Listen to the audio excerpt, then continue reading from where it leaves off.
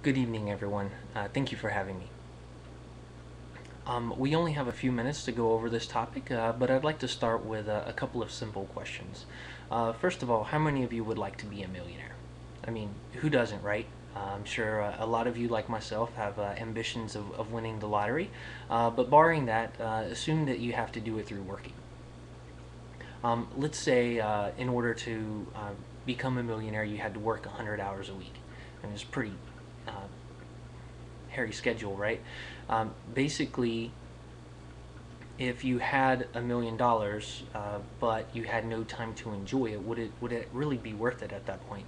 Or if thinking of this being over several years, would you look back and kind of feel of how much of life you had missed out on because of that? Um, to rephrase the question from another standpoint, just to get you to think about another perspective, is what if you could make $1 million stuffing envelopes? Actually sounds like a pretty cushy job. I mean, it's pretty easy, mindless work. You get to work from home.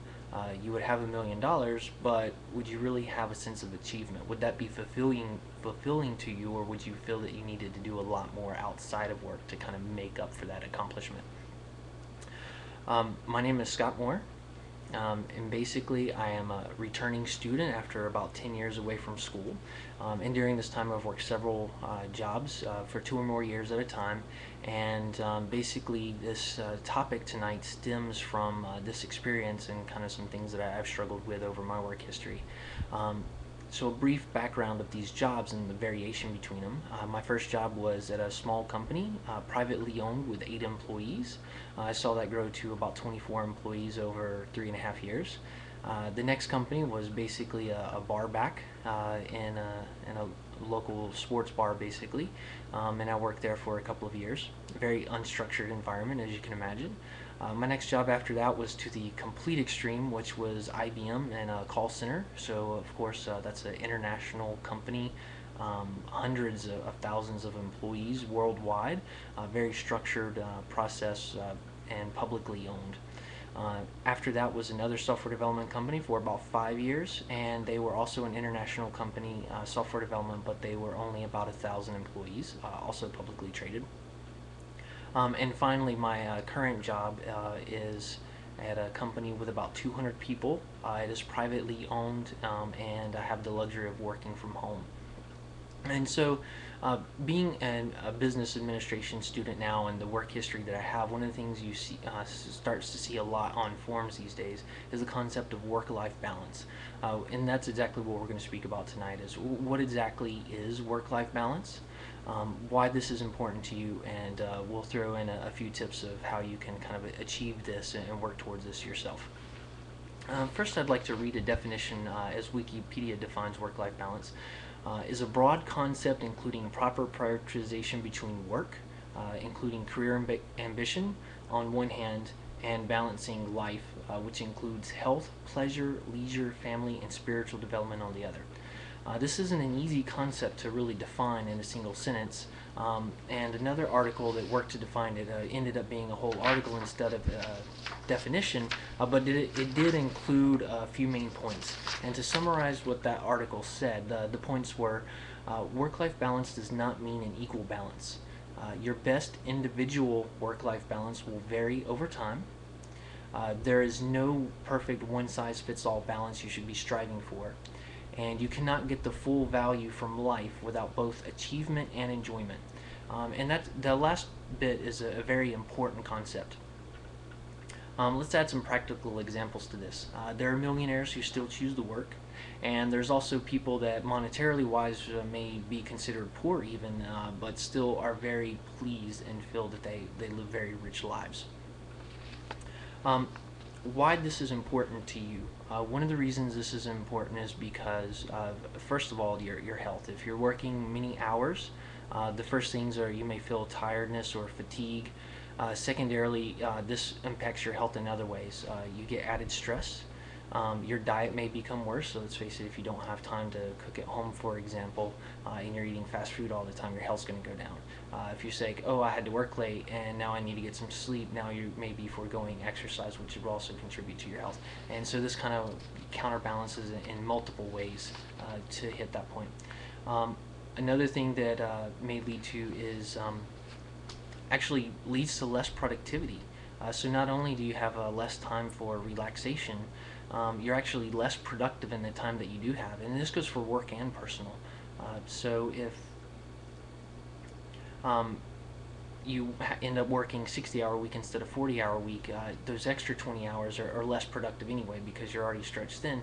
But doing that for prolonged periods of time, your initial 40 hours actually become less productive as well. And similarly with your home life, if you're working that much and you're kind of stressed out and you feel tired, suddenly now you're going to feel like you can squeeze in less things outside of work. And not only that, when you do get them, you're not going to enjoy them as much, right? You may be too tired to really have a fun day at the park, for example. The other benefit to the other side of this, of why it's important, is it should be important for employers also. Employers that have studied work-life balance find that if they allow their employees to achieve a work-life balance, that the workers will actually be more productive overall, and also that they experience higher retention rates, so less employees leave due to being burned out, etc. Now that we've established why this is important, let's talk about a couple of things that you can do to kind of help achieve work-life balance. This really starts with selecting a job. So for most of you that are college students, one of the first things you'll have to do is hopefully you're getting several potential offers, and it's kind of evaluating how these fit in with your lifestyle. As far as stress level, the number of hours required, like if you still required to go to school part-time, for example. The next step after that is, once you have a few offers in front of you, is really talking to those jobs about what type of accommodations they can make. For instance, do they have work from home schedules? Do they have flexible shifts, right? Like maybe a non-standard 8 to 5, but a 10 to 7 shift. Can you kind of set your own schedule, or is it pretty fixed? Work from home is always a great option too, and some allow you to, your hours can almost be set as long as you get the units of work done. Others may have other benefits like gym memberships, etc., that kind of help fulfill things that you would enjoy outside of work. Another thing to keep in mind is once you have that, is once you're in working a particular position, is to set boundaries and goals. This again kind of applies to both work and personal. If you set boundaries and goals for your personal time, what that means is you're going to kind of draw a line at work and say, this is when my personal time starts. It's also important to actually schedule things that are important to you. So if it's important to you to work out every day, make sure that's in your schedule so you don't forgo it. Plan some family time. Once a week you have a night out with friends, etc. Just plan some times to kind of relax and unwind. Also hobbies. If you've got another hobby that interests you, even if it's just researching something or watching a show, kind of make time for that because it's important to you, and that's going to help you kind of relax. You're also going to feel more enjoyed from it. Finally, set boundaries at work. And this kind of goes into, one, make sure you're not consistently working over past when you should be working, but it also kind of falls into the category of cut down on the water cooler walk, or prevent distractions from work and stuff like that, or kind of set short-term goals. Also think about what's important to do today, right? If it's got a deadline far out in the future, maybe you don't need to spend time on it today. You may need to schedule time for larger projects to get them done over time. But think about, what do I need to get done today so that you can leave on time and start your actual personal time with that, and kind of have that balance. So we're almost out of time. One of the last thing I'd like to do is kind of summarize these points. So we've talked about what actually defines work-life balance, why this is important to you, such as your health, overall productivity level, and enjoyment for yourself. Again, back to fulfillment and achievement. And finally, a few tips of how to achieve this. Set some, from everything from choosing your job to choosing a job that meets your requirements for flexibility, to balance your work-life balance. Also to setting goals and boundaries for yourself both at home and work to make sure that you get the important things on your schedule.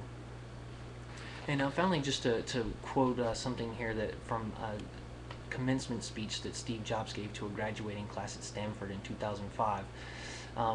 is one of the things that he does to convey this. If today were my last day, were the last day of my life, would I want to do what I'm about to do today?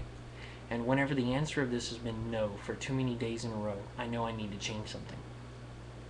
This is a great example of someone successfully living by this philosophy and showing that having a sense of balance from the beginning not only helped him to achieve in his personal life, but also be successful in his career life, or excel in his career. I hope this information helps you too through a work-life balance to be successful, even if it means not becoming a millionaire. Good night.